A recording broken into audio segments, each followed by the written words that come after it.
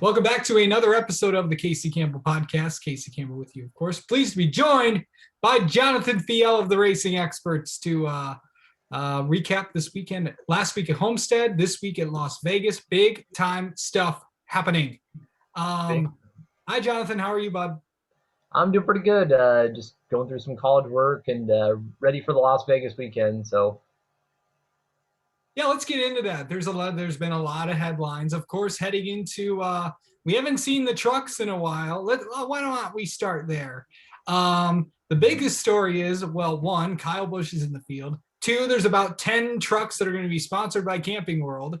And then, just to go into Las Vegas. It's going to be interesting. We haven't seen the truck. The trucks been off. We're off at Homestead. What's it going to be like this time around? yeah, I'll be curious to see how Ben Rhodes does this weekend. He's won the first two races already, Daytona Road Course. He's won before at Las Vegas.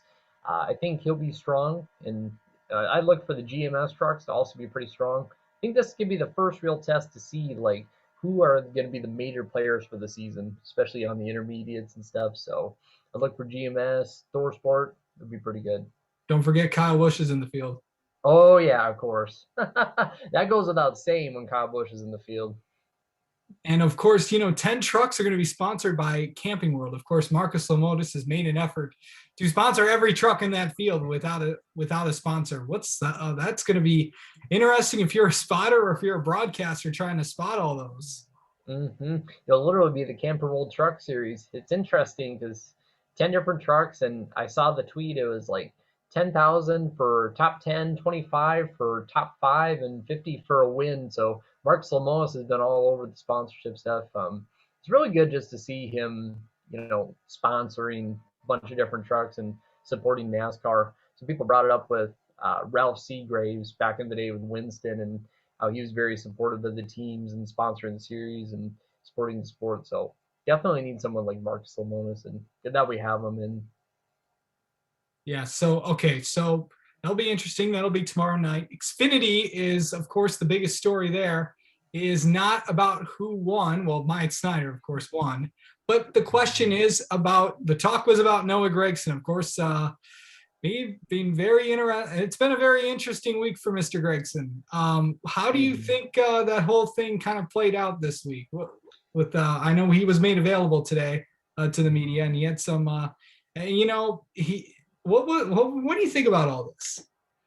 I think he's a very headstrong individual, and when it comes to making your way in the sport, you really got to keep your head down and grind and really, all aspects of the sport. So I think he's kind of at that point. I think he's definitely feeling the pressure to perform, pressure to succeed, pressure to really make himself stand out. And I think he's got the right people behind him to really keep him in check. He said different things that kind of got some people's ears perked up. Mike Joy was commenting, made quite a tweet during this week. I think he's gonna find his way and be okay, but right now is just kind of a learning time for him, and I think he'll be okay. I could see him being a contender for this weekend's race. Of course, what it would be to win at his home race at Las Vegas Motor Speedway. There's a lot been. We've had a lot of contenders in this race because we had Ty Gibbs winning at the Daytona Road Course. We had Mike Snyder. We have all these first-time winners here. There's a lot of guys that guys like Daniel Hemrick, Riley Herbst, another one, and then you go down the list. Jeb Burton, who's been running well. Those guys do not have wins in the Xfinity Series. What do you think the chances are that one of them gets it done this weekend? I think it's really good. Jeb Burton's off to a really good start to the season. Daniel Hemrick, of course, has extensive experience in the Xfinity Series, and I think he's probably going to be the best shot of all those guys to get a win. Of course, Riley Herbst too. This is his home track, Las Vegas, and I think that could also propel him. He's been doing a lot better than I thought he was going to this season, and I'm curious to just see how his development will continue. Okay, so another person that really needs a good weekend is Justin Allgaier. It has not been a good start to the season for him. But is this the track where you think he gets the back going again? I think so. I think what Allgaier can do this weekend is just finish the race. He's had, I think I read a stat somewhere that he has not had a finish above 25th or something to start the season. And I think he just needs a good finish. And Justin Allgaier, he always seems to be the driver that he may not always dominate the race all the time, but he'll finish top five, top 10. He'll have a good finish. I think he'll do that this weekend and kind of get that footing that he really needs for the season. Okay, now we got this cup race. Of course, I don't think anybody expected Michael McDowell, Christopher Bell, and William Byron to be the first three winners so far. I think we Yeah. all expected those three to win because there were three talented drivers, but really, we're kind of seeing a lot of, with this no practice, no qualifying, the people that we're used to seeing are not winning. Yeah. What do you think about that? Yeah. I think it's early on in the season. Some different teams are trying different things. Not quite showing their hand quite yet. Still trying to feel out the season. Also, too, one thing I was reading about as well is there was a parts freeze over the off season. So a lot of people were talking about was uh, you get a new part, changes the whole aspect of this setting up the car, building the car, and whatnot. So I think just being able to have that parts freeze, kind of the holdover from 2020, I think that's really helped open up the field. I think too, it's cool to see that even though we have had a JGR car and a Hendrick car win, like we still have many other good cars that could still win, could still make this like very competitive like playoff race. I mean, I would not be surprised honestly this season if we do get close to 16 winners for the regular season. At least where it's going now. Also, Chris Buescher too. That was really cool to see him running up front, dominating like the early stages of the race. Well, yeah, kind of getting into my next question because that's what I was about to get into with RoushFenway Racing. What a run that they've had. It's kind of like, they have done very well at Homestead. And they've also had some pretty good success at Vegas too. This is and we all want to see RoushFenway do well. And of course, the team has not been what they've been in the past. Do you think that this is kind of a start? Because when Jimmy Fenning was promoted to where he wanted to within the competition side of things, I think that's making a big difference. Oh yeah, I mean Jimmy Fenning, he worked with Kurt Busch and Mark Martin, a bunch of different drivers over the years, and really hands on with the cars. I think Las Vegas will be a good tell for where the performance is, because I think it was a quote from Henry Ford that's like, doing something great is doing it not once but twice. And I think that if they have a good performance this weekend, could really bode well for their season. Also Newman too. Newman did really well on Sunday. Ran top 10, top 15 for much of the race. Finished top 10 as well. So yeah, I think if they run well this weekend, it could be really positive sign for their season. Yeah, first oval top 10 since Homestead of 2019, and then first overall top 10 since Talladega of last year. So it's definitely going to be interesting for sure to see what that happens. But what team are we? Okay, tell me something that's going to happen this weekend. What do you think is going to like surprise people? Don't pick a winner because we're going to do that next. But tell me something that you think is going to happen and what's going to surprise some people this weekend. Well, I think we'll continue to see the Fords do well. I think we'll see Roush in front row continue to have their good early season performance.